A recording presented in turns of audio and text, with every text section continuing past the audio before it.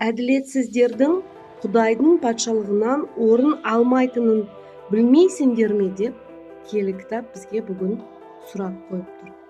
Бұл бірінші Коринтықтарға арналған хат 6 тарау 9 аятты сізге оқып жатырмын. Ары қаратай оқиық. Алданбаңдар, азғындар, жалған тәңірлерге құлшылық етушілер, неке адалдығын бұзушылар, нәсіп құмарлар, еркежанды еркектер, ұрылар, дүние қоңыздар, мас күнімдер, өсекшілер және тонаушылар үшін Құдайдың патшалығына орын жоқ. Бұл киелі кітап. Бұл мен емес. Ал ары қаратай оқып жіберейік 11 аяттың. Бұрын кейбіреулерің сондай болдыңдар. Көрдіңіз бе? Бұрын.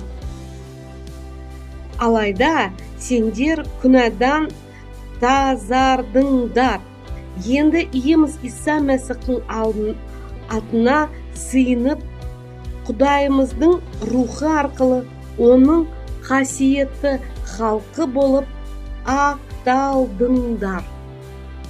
Міне осы керемет сізге ізгі Құдайдың берген бізге сөзбен бөліскім кеп тұр.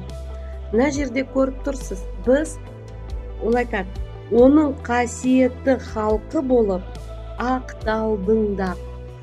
Біз Құдайдың рухымен, Құдайдың төгілген киелі қаны иеміз Иса Мәсіх арқылы бәріміз енді ақталдық. Енді біз күнәһар емеспіз. Бірақ мына жерде оның алдында мен оқып кеткенім, бұл айтты, сендер білмейсіңдер ме? Осындай күнә істеген адамдар, олар Құдайдың патшалығына кіре алмайды. Мысалы, мен мына жерде оқыған кезде мүмкін арасында бір сөз болса да, ол сонымен ішіндегі бар екенін көрсеткен. Мысалы, мына жерде өсекшілер деп жазылып тұр. Біз кейбір кезде ойланбай біреу туралы өсек айта саламыз. Біз ойламаймыз, өсек ол күнә, өсек ол тозаққа апаратын дүние. Жоқ, біз олай ойламайтын едік. Бірақ мынау кітап арқылы маған көрінікті болды, маған көрсетіп жатыр қазір Құдайдың сөзі. Өсек айтқан адам Құдайдың патшалығынан орын алмайды. Бірақ қайтадан 11 аятты оқып кетейін. 11 аят. Бұрын кейбіреулерің сондай болдыңдар. Алайда сендер күнәдан тазардыңдар. Күнәдан тазардыңдар. Енді, қараңыз, күнәдан тазардыңдар. Енді, ол кітап қазір айтып тұр бізге.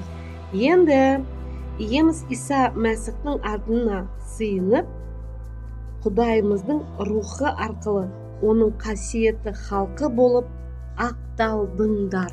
Міне, осы сөз бізге қазірден бастап көрсетіп жатыр, айтып жатыр. Біз Құдайдың алдында ақталдық. Енді біз күнәһар емеспіз. Неге десеңіз, себебі иеміз Иса Мәсіх біз үшін құрбандыққа шалынған Құдайдың аталған тоқтысы. Біз үшін оның төгілген киелі қаны бізді ақтап, таза қылды. Енді біз осы сөз арқылы бізге сенім келді. Маған сенім келді. Мен пәк таза. Мен ақталдым. Сіз де ақталдыңыз.